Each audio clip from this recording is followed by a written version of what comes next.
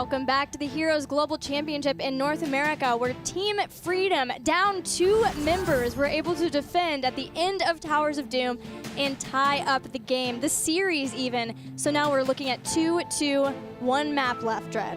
1 map left. Temple Storm has struggled on even, more macro focused maps, so I don't even know what I think would be the best for these teams, really. Yeah, it's hard to say. Tempo Storm, whether they're going to want map pick or whether they're going to want first pick, we'll be able to show Battlegrounds really soon and then be able to go off of that. But while we're waiting for that, there is something that I wanted to share with Team Freedom. I was lucky enough to get to interview them at the Player Summit. And one thing that stuck out to me was how important team atmosphere is to these guys. They spend time outside of scrimming and practicing, just playing even other games together so that they can build up their synergy and their friendship. And I think that does make it so that when things start to be hard for them, they aren't blaming, they don't get upset, because they do have this very healthy atmosphere as a team. Yeah, and it's showing. I feel like it is already, just with the youth that these players have as a group and what they've already been able to make happen here against Tempo Storm is phenomenal. The group team effort, more than anything, I think the most impressive thing for me is just everybody is trying to be on the same page, doing things together. It's not even maybe that every decision is completely accurate. It's just a lot of raw trust and teamwork put into their skirmishes, into their rotations, and that alone is something that is more rare than I guess I would like it to be. Yeah, especially from a new team. Dansky. It's non-existent there. It's like against teams all in general, it's a very rare thing. But for a brand new team, like, I have never seen that happen. And when I look at them too, they almost seem to me to be like they're emulating Tempo Storm. They value hard work really hard. In fact, they told me that they feel like North America does have a bad reputation solely because some teams might not practice as much as other regions, so practicing is really important to them, which is something we've seen from Tempo Storm before. So it's interesting and cool and crazy for me to see these teams be so close in this series for a number of reasons, but especially that one. Yeah, I very much agree here. And Freedom is amazing so far. I think this game is, a lot of it's going to be draft, and I can't help but feel like if Temple Storm sticks to their guns and Freedom sticks to their guns, I think Freedom's got it. Temple Storm has to pull out of this nutshell, this weird, closed-minded, in my opinion, approach to the draft and how to play the game that it seems like they are a bit stuck in after they pulled away from international play. Well, as we saw on the Battleground screen, Tempo Storm chose to have first pick, and Team Freedom has picked Curse Hollow. Curse Hollow. Interesting map choice here. So, Ragnaros, again, is something we have to be considering. Freedom has been oh so successful with him.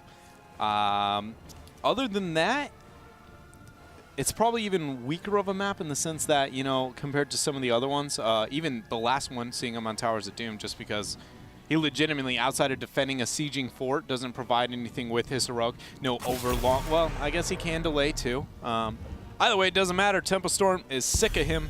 They're going to get rid of him, and Tassadar is going to be the ban response. So will Tempo Storm move for the first pick? Zarya, Malfurion, Artanis is left up, but I don't think they're going to move that route. I almost think it will be Zarya. I think it'll be Zarya, or I think it'll be Malf. You could tell how difficult of a situation Team Freedom have put Tempo Storm in solely because of how long it took to decide that ban. They're considering all options. When they played this Battleground versus... What? Yeah, when they played this Battleground versus Naventic, they very early on picked Zeratul. But with Tempo Storm's performance on Zeratul so far, I'm not afraid of that. If I was Freedom right now, I would be like, have it all day. Hyper-focus onto the Vala, failure to be able to open up with siege or with Void Prisons at proper times. That being said, obviously, this is a huge comfort for them on this map. It is a trend that they have already shown in the draft. They're willing to bust out here as first pick again. The question is the synergy going to be there with the rest of the heroics, with the rest of the team?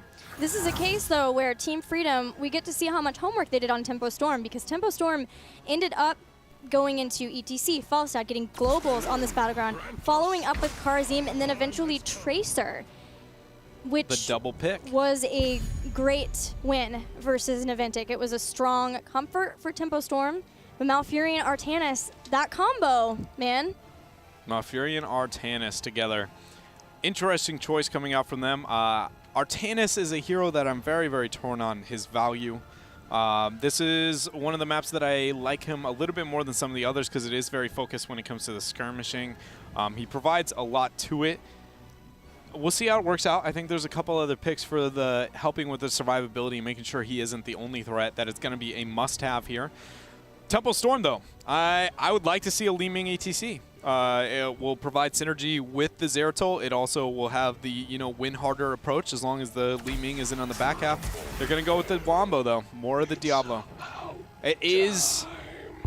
How do I say this? I think it's the right choice, but I don't think it is the right one if they're going to play it like they did on Sky Temple. That is how I would put that. My hope is that, pep talks and all that happened, and that they are realizing that this is a great comp. We just didn't execute correctly. And that does show something when it comes to the mindset of a team, right? That they're willing to run something again that didn't work out for them, but that they're understanding that it was not that their choices were bad. It's just that the synergy wasn't there. Yeah, it is. It is very telling of a team, especially when they get it right and they reverse those things around, that they're able to execute things properly. But if they don't, then it's a fool me once, It's pretty tough to be able to watch that happen 2 times in a row, but we'll see if they can make it happen. Li Ming has made it this far into the draft. I don't know if I absolutely love it with the Artanis composition on the side of Freedom. I just think objectively she is very, very good onto this map. Is Zeratul, he's pretty good when it comes to the skirmishing, the poke onto you, be able to track you down, but I think she's just overall too strong, I think, to be able to ignore. Here we go. 2 picks for Team Freedom. Probably another warrior. Yeah. Li Ming Tyrael. I love it. Going to play Tyrael. Li Ming 2. They have swaps. They have Holy Ground for boss control later on. Wave of Force. In comes the Falstad pick. Yeah, I think so. Oh, man. I am going to die a little bit on the inside if I see a Falstad pick here. I do understand where it's coming from, but having all 3, the dynamic trio on a different map, it's just going to be Zeratul Diablo is easy to run. Zeratul Diablo Falstad is very, very difficult because you never know if when things get ugly, is that going to be a panic void or is that a panic gust to be able to save things, right? Like, and suddenly when they have diversity within their heroic options, what happens when? Communication has to be that more fine and on point. But when you only have one, and that is void, it is mindless. When things get ugly, you just know there is going to be a void. That's our only hope here. And so they do go with the same route here. We'll just see if it has that success. I think as a group it could. I just don't know if Tempo Storm really is in the shape to be able to run it. Team Freedom have one last choice. We're looking at, I think, Nasmus or Dansky. Either can play Li Ming, so it's kind of whatever the next damage dealer they want to have is. Who are you thinking here? Vol is up? Vol. Okay, so very melee heavy. Give me Sunder, though. Don't give me this Earthquake. The chase potential is already very, very real. But I want the Earthquake, the counter momentum to the composition on the side of Tempo Storm, having multiple initiations into the Zeratul, into the Falstad. That's huge. But if you only have one and it's a response to everything that's happening, how do I say this? So the combo comes out, and if it's successful, a kill is going to happen. Earthquake isn't going to change anything. Thrall with Sunder can not only stop the Earthquake or the combo from possibly happening, but then even then forcing those panicked initiations a lot more frequently. When somebody's caught out and you Sunder, Gus has got to come somewhere. You maybe force the void here and there. The kill potential is insane. I think they were ones that, no, it was No Tomorrow. It was No Tomorrow who ran Sundering, Sunder. and it was the ETC Sundering, but it's not out of the question here. I just wonder if they're still going to want to go for maybe an Earthquake, so if a swap happens and they can drop an Earthquake too and nobody's going to get away. What if you just throw out a Sunder and just kill the Artanis? Like, it just, I think just Sunder is such an undervalue. Like, I know I make the memes about, like, look at the Lightning Breath, isn't that cool? But I genuinely mean, like, Sundering is a very serious contender and under-prioritized, I think, in a lot of situations. Earthquake's phenomenal. It's just Sundering's got a huge spot, and it seems to be ignored, at least so far for NA. Well, the damage has been increased, too. Yeah. And No Tomorrow is running it, so, there's some screaming happening. They're sharing those strats as much as they are, I guess. So it's possible. I think a lot of it just comes down to teams struggling, not even just with the Thrall scenario. There's lots of them when it comes to Falstad builds, whether or not you go Mage Stat or Auto Attack. That is slowly becoming more common in North America, but a lot of the times it does seem like it struggles in the sense of like, what is my team going to need to make happen to win this fight, and what can I do to change those things and make it least probable? And Sundering is one of those perfect examples here. And it's not that it complements the map. It's not going to do anything other than if you get a big one, it opens up a lot of opportunities and a lot of panic from the response that is already should be a little bit panicked with a repeated composition. Well, we are ready for game number 5 between Tempo Storm and Team Freedom. Who takes it home? We'll find out now. Freedom here showing up and outperforming what I think all expectations were. All of these players pretty much have no background in the top 8 minus having Collusion. He is going to be on a different role. And they're here against the North American champions, the one that has represented us at every global champion, or the past 2 global championships. And they're even in a series. Yeah, Freedom came together with a couple of members just wanting to make a team and then pulling in others that they played with in Hero League. It is the true definition of starting out and being able to make a career through hard work and dedication. And yes, their first series, whether it was Nerves or Superstars, I also thought of this, maybe Superstars surprised them by not playing cheese. Like they were so focused on, hey, Superstars are going to cheese us. And then when Superstars just came in and played a normal game, they're like, what is happening? That could have been another possibility too, but I love that already in the second week, Team Freedom have showed this market improvement. Yeah, very much so. And we'll find out here. 3-1-3 is the laning decision so far. But I think, again, the early game is going to be overly patient. Tempo Storm's whole goal is going to be looking for a pick, and Freedom's is going to be very much don't let that pick ever happen. Swap attempt goes out. Falstad will be just fine here. It does look like Tempo Storm, on the other hand, is going to be running a smidge of a 2-1-2. That seems to be their go-to after coming back from international play. It's very common in Korea. It's an easy way to, if things get ugly really fast, it minimizes. You aren't making plays, but you're making sure nothing bad happens on even footing most of the time. So big rotation from Tempo Storm, though, starting to move in. But Scouting Drone is going to help out right from the beginning to make sure that no ganks have been picked up by Tempo Storm. I'm looking at Artanis' level 1. He chose Amateur Opponent. Yes. Over Reactive Parry. Which would give blocks. Okay, tell me why. Not only for obviously focus on to being able to get bosses, for instance. The race on bosses, if that ever does happen, is insane. But people really underestimate Artanis' siege potential. Like, he pops 1 W on a keep, and that thing is going to be dropping 10%. Oh my goodness, Thrall. Insomnia, you are in a tough spot here. Throws out the Q. He knows he's going to be going down. And Tempo Storm picks up first blood. First blood of the game. Giant spawning now. Who's moving to them? Tempo Storm will be with Falstad. Artanis too. Artanis, yeah. So it does allow him also to be the jungler of the team as well. But I'm not kidding. The siege potential is really underestimated onto that W. The block obviously is very, very good and should be considered. But I guess Amateur Opponent exists beyond Battlefield of Eternity is my main point here. I do think it has a couple of spots, and its siege potential is one of the most surprising things I noted when I put heavy focus onto Artanis post-rework. Some repeated talents, Seasoned Marksman. Cawthon Luck did end up still getting Boomerang to go along with that to help him clear out lanes a little bit better, but still going to be looking at more stacking. At least for his auto attacks instead of Gathering Storm. That's really interesting. The last game, I agreed with it, and I understood where it was coming from because they had Li Ming, so they made up for their burst there. But now Zeratul is their main burst, or Tychus, which is not going to be very much burst at all. I can't help but feel like I would have really liked to see Boomerang-oriented build here with Gathering Storm. For them. Occlusion is in an absolutely horrid spot. 1 root, 1 flip, but that 3-man root might be able to net a kill if other members of Freedom makes this transition in time, which they in fact are not going to. So, wow. Very aggressive rotation comes out on top there for Tempo Storm. Cawthon was the solo laning, though, so maybe that's why he wanted to go for a build for Seasoned Marksman instead to not as many people to throw out and get Gathering Storm tracks on. Now all of Team Freedom are back up. several members of Tempo Storm are low in health, and still their support, there being Tempo Storm, is in the bottom lane, which makes this tribute harder to get. Almost like Tempo Storm has no inclination of actually getting the tribute at all and just wants to stall as long as they can.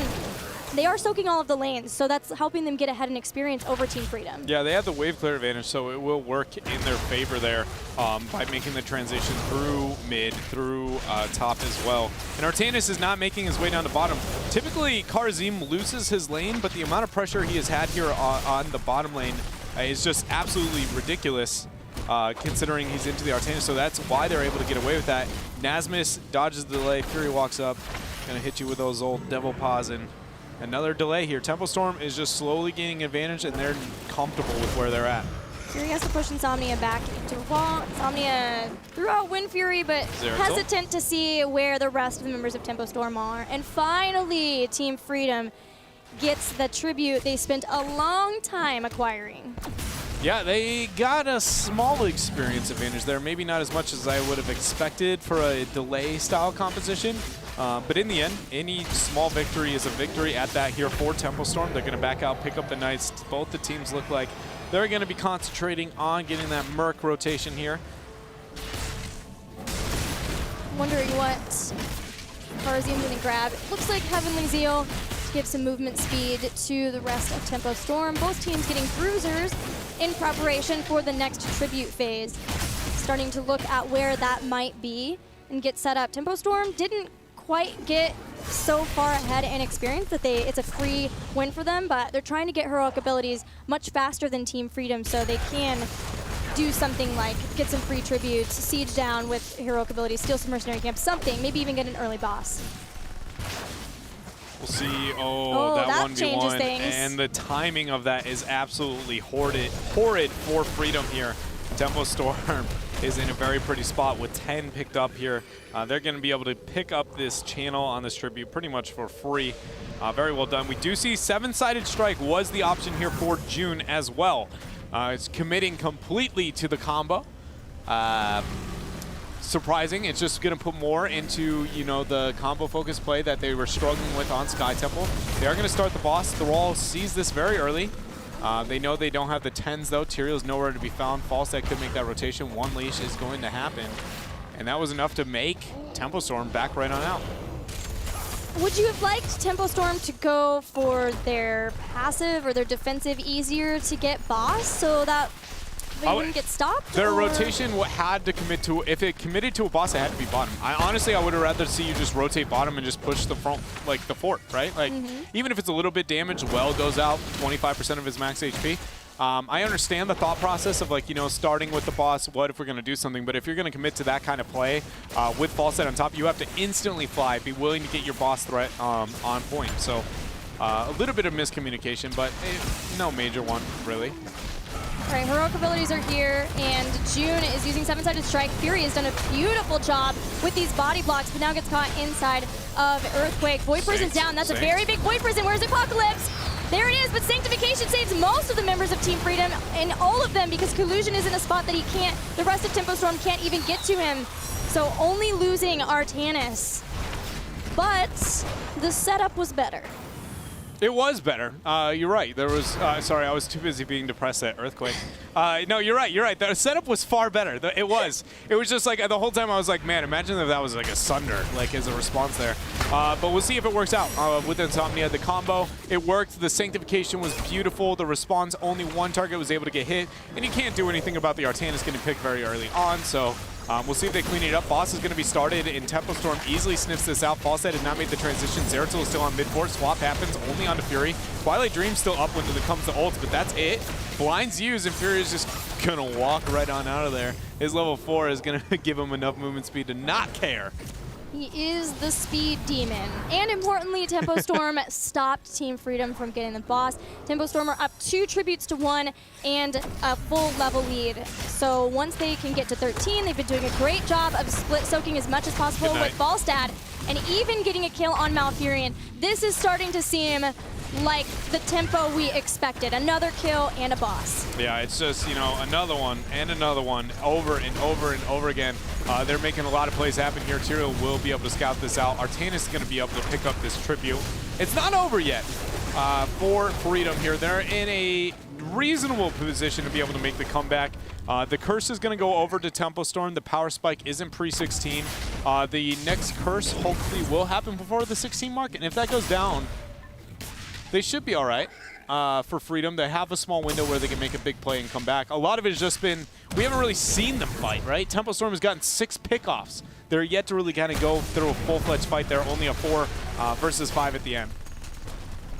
Tempo making the boss rotation, getting one that's defended, and then getting this one, which should, in theory, be set up so that it has to be defended while Tribute is spawning. Yeah. And with 13 advantage, Tempo Storm can just grab that quickly and start to make plays, opening up the battleground, taking down structures, getting even further ahead in their experience lead. Yeah, and in total min-max scenario, Falstad should rotate up with the boss because you knew that Team Freedom's going to pressure on bottom. So then just commit a stupid amount of resources with Falstad and one other on top, probably Zeratul, and commit with this boss. The minute the tribute spawns, we'll send everybody from mid to wherever the tribute spawns like they are, and then Falstad just proceed to fly down, putting a bit of split pressure into that response, because bosses on their own really don't hit that hard, especially only 9 minutes, 10 minutes into the game. I have to say RNG has not been favoring Tempo Storm at all. They go to get the bottom boss, the tribute spawns up at the top. They go and get the top boss, the tribute spawns all the way out in the bottom. But at least knowing that Team Freedom would not want to move into a risky situation and defend that tribute down their 13 talent tier, Tempo Storm could go and even get the bruisers, stealing them away on this defensive side of Team Freedom. I was very wrong about the 16 window on the side of Tempo Storm. They have gotten, I underestimated the structured damage or experience contained here. So they will be able to hit 16 far before Freedom has a small opportunity to be able to make the comeback here. Boss is still pressure on top, but his health is low enough that it looks like everybody's willing to commit to this fight. Or Thrall is pushed towards bottom. Tempo Storm just kind of keeping them busy. You got to worry about top, you got to worry about bottom and mid. There's not a lane that is going to be easy here as Freedom forfeits their mid keep. Tempo Storm is looking for the perfect game. 6 kills to nothing, a 16 to 13, and a keep drops. Pressure in every single lane during the curse. Now Team Freedom have to hope that they can even get a curse to mitigate all the damage that's been done to their base. Try to turn things around, but it's a long road for them to get 16. Oh, we were trying to figure it out. We got to figure it out. Minor pause coming into play here, guys. Sorry for the delay, but thanks for your patience. It's thank you for your patience. Overall, this game has been easily in control of Tempo Storm. Yeah. Can't help but feel like it's just, you know, not getting picked on Curse Solo is pretty much all it's been. Every time we've seen Tempo Storm play this map, they've managed to get a pick-off after pick-off. Like Kenma, the first time we saw them play on this map, they picked off Kenma the first show into the game and then got a second one directly after. Either way, we've got the pause figured out. We're ready to go. Let's get back into it. Team Freedom are down versus a mountain at this point. Yeah. And what can they do? What would be the first thing for them to do? Just soak up to 16? That seems so long away. Bait a fight. Try and go 1-for-1, but don't let a full skirmish happen. Sorry, that's really hard to do with the Zeratul comp. So what is the other win condition here? A curse to buy time. As long as they take an even fight, they should be fine, especially post-16. Wait till he gets to the boss phase. Maybe, you know, wait for Tempo Storm to get a little bit confident. As Clusion's just going to dance for now into the mid lane and then miss the Moonfire, sadly. But either way here, they're in a really tough spot. My main focus would obviously be just get 16 and worry about Curse later. And wait for that to happen. And just when you take a team fight, make sure everybody's together. You really can't gauge your strength until you finally see a 5 versus 5, right? So, I mean, that's all Freedom can hope for at this point. For Tempo to be able to soak, though, they have to be very far out on the battleground. And Freedom, like with the Stitches, always has the chance of getting the perfect swap. So as long as Artanis and Malfurion are somewhat close together, maybe they could get a swap. If Tempo Storm sieges the way they are here, swap somebody in, have roots, and then just milk that comeback experience for all it's worth. Yeah, and Dansky's moving to like abuse Fog of War as best he can, as far away from structures and everything, to not let Tempo Storm see his positioning, always be fearful of that swap. Psalm does scout it out here in the top lane. Tempo Storm would need to burn their heroics if they're going to stand a chance here up above. But they're willing to with the Giants' pressure. Thrall has shown. I expect Psalm to try and move in and confirm this keep. Tempo Storm should be able to abuse their 16s, but they're going to play it patient. They just move the waves up. There are Giants as a possibility. They can grab those, make somebody from Team Freedom defend it, and even show that they're still defending it so Tempo Storm can just swoop around and grab a tribute. Yeah, but even then, even without that, I think that this tribute is something that Freedom doesn't want to concern about. They're so worried about 16. That's all they are really considering, and the worst part about the situation is that boss has now just spawned on the bottom half of the map, which is the win condition in opening up. Luckily, we do see Freedom barely almost able to pick up 16, except Insomnia was just deleted. Oh my, huge swap from Dansky over the wall. Fury drops Apocalypse. Twilight Dream has hit many of the members of Tempo Storm. I don't think Cattle's getting out of here. Dansky went in for a blade dash somehow, some way. Barely. Cattle has stayed alive even through two swaps now from Dansky. My goodness, Team Freedom here is an absolutely ridiculous team. The swap is going to be dodged there by Fury, but every time they get down a man, somehow they stand a shot in these fights. They are willing. There's a big misplay on the side of Tempo Storm, and they fully capitalize. Two-man swaps over the wall.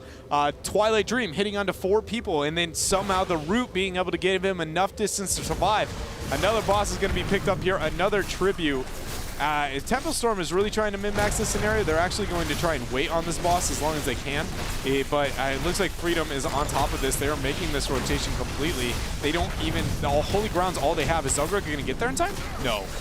No, he committed to. This is going to be ugly. The two-man swap in the 7th side. There's a swap in the back. Zugrak in trouble, gets flipped on over, and push Dansky into the wall to stun. Zugrak uses his passive. It does do a fair amount of damage to Psalm. Swaps June. Does he have a dash? Over the fadeaway orb. Yeah. Cawthon throws out the gust. Li Ming's just waving goodbye.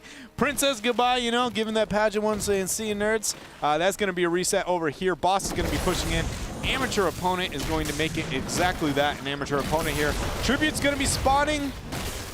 If you are a Tempo Storm, you are praying to the Tribute God that it spawns on the bottom half of the map here so you can get that double pressure. If not, it is going to make a easier time here for the clear on the side of Team Freedom. This does remind me that Team Freedom did have this ridiculous hold versus Vox Nihili even in the qualifiers where they were 4v5 that turned into a 3v3 where they held for a minute long until everyone had respawned and came through the tunnels, and then they won off of that. So maybe it's just a situation they are well familiar with. Oh, the swap onto Cattle, though, and Cattle's in a really tough spot. He goes down. That is a colossal misplay on the side of Tempo Storm. Now, Holy Ground gets the split. We do have enough souls to come back. A boss is pressuring bottom keep for Team Freedom. They're going to be looking to pick up this curse, which is going to hurt them drastically. They need to pick this up, but then they have to back to clear. This is going to cost them a lot of time.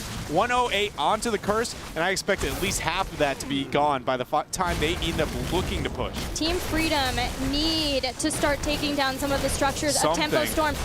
If they have to get to a point where the next time they win a team fight, they might be able to win the game because their base is all but gone at this point. And Tempo Storm, all of the lanes were pushed for them, so they can be okay losing Cattle. It's not the greatest thing in the world. They probably could have closed the game out on the opposite side, but at least they have Mercenary camps keeping the lanes nice and pushed, and only just now are Freedom threatening one of their forts. Yeah, they're going to mid-fort, and the next thing they got to do is got to be setting their eyes towards probably mid-fort as well. They can't move into the keep scenario just because 20s are available on one side of the map where they are not on the other.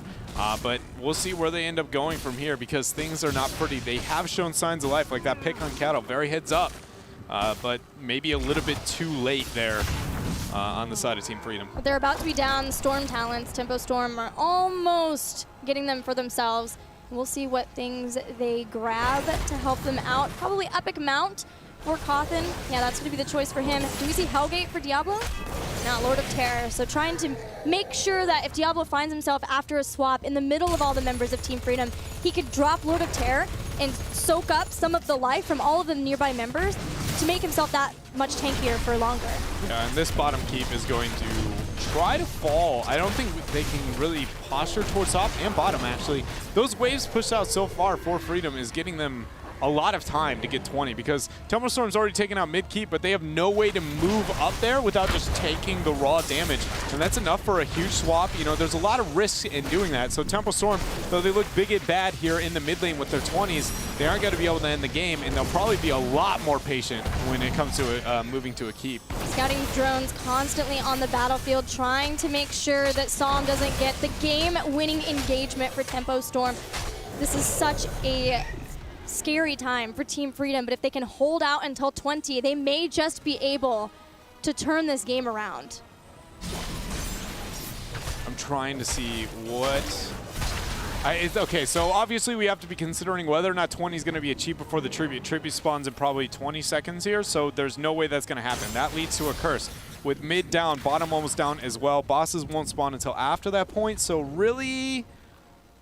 It is lethal, possibly with only 2 picks, I think it's going to take on the side of Tempo Storm if they end up getting the curse, which is uncommon for Curse solo. It's just mainly because top keep and bottom keep are so low. You can actually look at curse as a potential lethal, but you need at least just this little amount of picks, and you'll have enough to be able to make it happen, especially with Gust, with Void, APOC, good core-taking heroic opportunities. But Tribute taking longer than I expected, a late spawn here, and 20 might be able to be picked up. Tempo Storm has had absolute worst luck on Tributes ever with these spawn locations. Psalm scaring me, my friend. 20 still not picked up. They want this fight.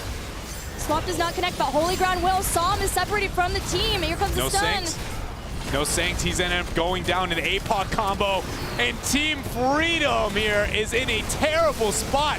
One down. Twilight Dream is going to be used. The channel is happening for Psalm. He backs out, though. He comes back in. Dansky will end up falling down, Gilly. Things are all over the place. Cattle still zoning away the rest of Team Freedom, but taking out Cawthon at least helps a little bit. There's no possibility for Gust in the middle of this engagement, but Tempo Storm know that top boss is free. After that, the bottom boss will be too. Looks like they can't. They're going to bait it. They're going to bait it, and that is going to be Nasmus. You got 3 seconds left. Oh, he sees it. He's going to be fine here. Time is in favor of Tempo Storm, though, as the combo goes out onto Nasmus. He will be able to blink out. Slowly, their core is going to be dying. Beautiful decision-making here from Tempo. But Team Freedom didn't lose anybody else. 25 seconds until they have all of the members of their team back. They're starting it again. A little bit of a bait split. Heroics available. When Falstead's up, he'll have his. Everything else, it's only going to be 7-sided strike. We do see... Oh, this positioning looks very scary for Team Freedom. Fury's jumping in. Psalm is there too. No Void Prison. Thrall's taken out. 7-sided strike down. Freedom on the run. Trying to get away. Their core is about to start taking... It's already taken health, hit points. That's its game. They can't even get back in time. Those catapults, Artanis is going to do very little to be able to get that peel. 54, 50, 45. Slowly, Tempo Storm as they walk towards the core. Gilly, I don't think Freedom has what it takes. Beautiful play at the end. Tempo Storm biding their time, playing the patient game, and getting a win from the Winions. But my goodness, what a series, Dread. Phenomenal series from both sides. Again, Tempo Storm, it seems like, you know, they got to take it to Game 5. They got to make it as nail-biting as it possibly can be. But in the end, again, with a confident Game number 5 coming out from them. Yeah, it looked like maybe they just wanted to put on a show for everybody. I don't think it's that easy. For anybody who at home who thinks Tempo Storm is purely putting on a show, I'm here to tell you they're not. That is not it. I like the idea.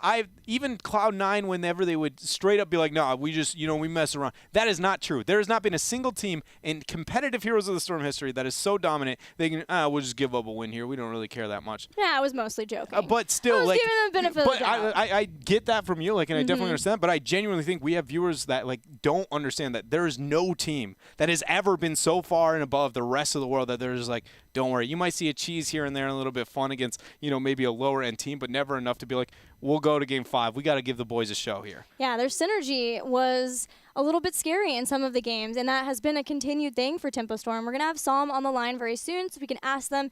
I want to ask what they did to prepare versus Team Freedom, if they even expected anything like that. I'm ready to ask when the Ragnaros coming out, because the lack of that is terrifying. on their side. I think that is a tool that they have to be able to pick up. You can tell they respect it now. The question is whether or not they're going to move into being comfortable on it. I expect that to be the case, but for now they still seem to be, hesitant. Yeah, I think we are ready for our interview with Sam. Hey, Sam, can you hear me? Hey guys, what's up? Hey, so Gilly here. Congratulations on your win over Team Freedom. Looking at preparation for this match versus Freedom, was there any idea that the series would go the way it did? Was there anybody you were looking out for from that team? Honestly, they played a lot better than I expected, and I think the series was pretty close. It's props to them. I do think that the meta is kind of in a place though where it's like a shield meta. You pick shieldy heroes, you pick Rag, and then the game just becomes so easy to execute. And I don't know. If you get like any kind of task comp, it doesn't matter what you're playing up against. Like task comps are really easy to execute and they're really strong, so it's hard to mess up. So you can take any game, honestly. You guys were able to get one win over Tassadar. So what's the key for people at home? Can you divulge a little Tempo Storm strategy? Yeah, no. The key to beating Tassadar is you just ban it. Everybody picnic. All right, so then about the Ragnaros. You guys had very little play on him last week, actually none. We were failed to see it today, but in your draft you definitely respected him more.